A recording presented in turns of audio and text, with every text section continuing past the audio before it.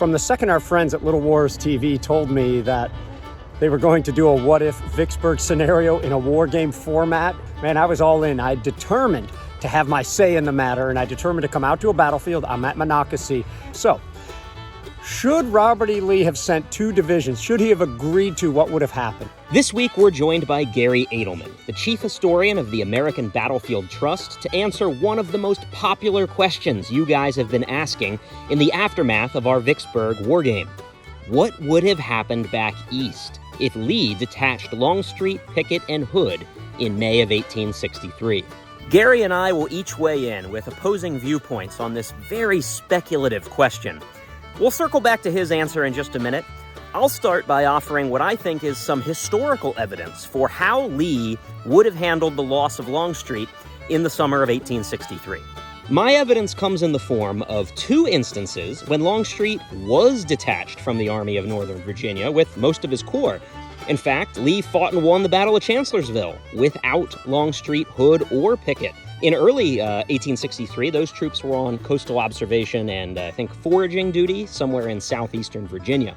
And then in the fall of 63, Lee will detach Longstreet with 2 divisions again, this time to go to Braxton Bragg in the west. We can look at both of these examples for evidence of Lee's strategic behavior. And in both cases, he remains on the strategic defensive, anchoring himself behind strong river lines.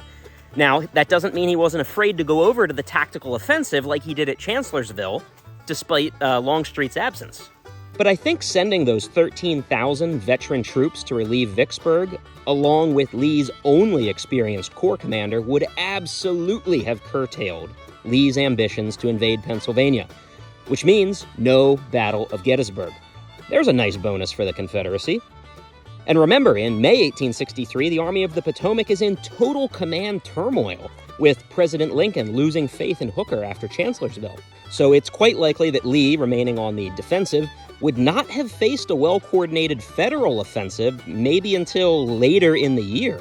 So, how do I think all this would have played out? Well, without Longstreet and his 2 divisions available in Virginia, I'd fully expect Lee to return to his old playbook, sending maybe a strong raid down the Shenandoah Valley to keep Hooker's replacement, Meade, off balance. Lee regularly used the valley as a distraction just to draw Union attention. Without Jackson or Longstreet by his side, Lee would have had to rely heavily on Jeb Stuart as his most capable remaining subordinate. But honestly, distracting and tying down federal forces is precisely the kind of operation that would be tailor-made for Stuart's skills. But that's my theory. So now let's turn things over to Garry to see what he thinks Lee might have done in the summer of 63 without Longstreet. I think the most important thing we know is that things didn't go well for the Confederacy in the summer of 1863, at least in these 2 theaters. You know, Robert E. Lee is beaten like he'd never been beaten before. Pemberton's entire army is captured. Joseph E. Johnston doesn't really play a big role in the relief of Vicksburg at all. So, I mean, it's easy to look back and think, oh, maybe something different would work better. Of course that's the case. All the Confederates can really claim is that they didn't lose Richmond during that time. Should Robert E. Lee have sent 2 divisions? Should he have agreed to what would have happened? Well, certainly his Gettysburg campaign, if it happened at all, probably wouldn't have been much worse. Would he have still invaded the North? I tend to think so. Just taking 2 divisions away from Robert E. Lee doesn't change who Robert E. Lee was. And when he had the initiative, he wanted to keep it. So I see him moving north. Maybe he would have been a little bit more cautious. Maybe he would have kept his army a little closer together, but I still think he would have moved north. I still think the result would have been the same, but with the same result and those 2 divisions moving out toward Vicksburg, could it have made a difference? Number one, if they were sent to Joseph E. Johnston, would he have used them? Would 2 experienced and capable divisions have convinced him to fall upon Grant's rear, to try to connect with Pemberton maybe a little bit earlier? That's a pretty big what if, but let's just say that they could. Would Grant have lifted the siege? I don't think so, by the way. I'm not really going to present an exact scenario of what might have happened because we'll play it out in the war game here, and I look forward to seeing what happens there. But I do know this. It's certainly worth a try. The consequences of Vicksburg are much more important than those at Gettysburg, so the Confederates surely could have given it a try. One more thing to think about here, let me turn around, is that when the Confederates sent a couple of divisions to help in September of 1863 at the Battle of Chickamauga, they really did help.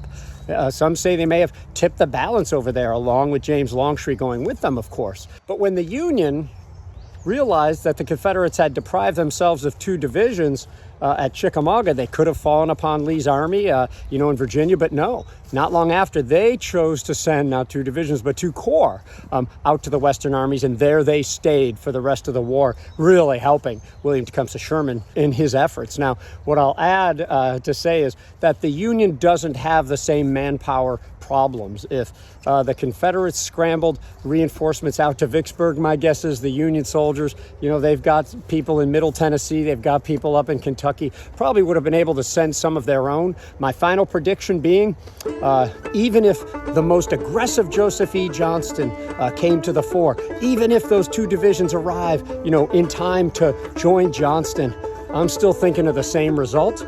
Little Wars, so happy for the opportunity to comment, and I hope it really goes well. I'll be watching along with all y'all. One more thing. I'm with the American Battlefield Trust. I'm the chief historian there. What an honor. We preserve battlefield land and educate the public about what happened during the Revolution, War of 1812, and the Civil War, specifically on and around battlefields. And we educate the public about why it matters as well. So we're good friends with Little Wars. We look forward to more collaboration. We've been talking, and we look forward to sharing that news with you too. How would the temporary loss of Longstreet in the summer of 1863 have impacted Lee in the East? Would Hooker have remained in command? Would Lee still have invaded the North? But here's the real question. What do you think? Let us know in the comments below. And if you're looking for some historical coverage of the Vicksburg campaign, go check out the American Battlefield Trust. They have all kinds of awesome videos that they filmed on location.